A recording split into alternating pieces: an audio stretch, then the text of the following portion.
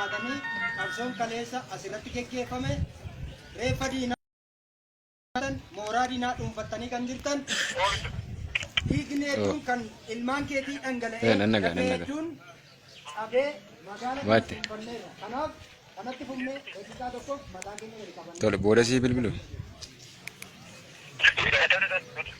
Baate. Bilbila sirkaa irraan see qoy argadheera dis.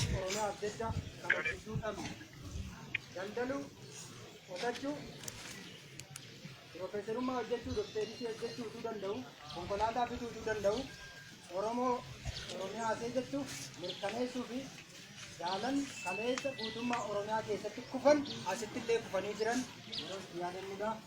Muranneerraa galatooma.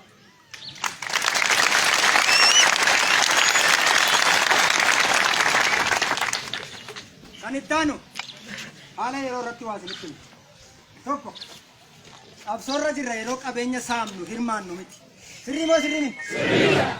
Yerootti qabeenya wal gumaachinu eenyu wal kabajnurraan ala yerootti qabeenya diinaa tokko tokkoon mana keessatti guurratan miti. Wanta ta'eef qabeenya diinaa dugda diinaa irraa kaleessa amma irraatti saamame mooraa diinaa keessaa waan fuudhame qeerroon ganda jirtu, jaarsoliin biyyaa ganda jirtu, abboonni amantaa ganda jirtan keessaa ni to'attu iddoo tokkotti walitti qabdu qabeenya waloomoo waloomin uffadaaga eegamuu danda'uu qaba.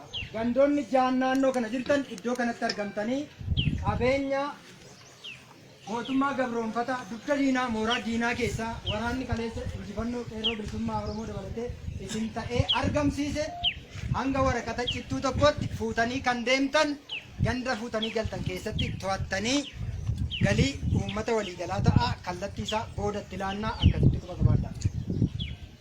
Nagaamu lama lammaffaan hin bilisoomne naannoo qellemtu bilisoome guutummaa Oromiyaa keessatti duula qabsoo sabaa uummata Oromoof waraanni bilisummaa Oromoo geggeessaa jiru quba qabaadha.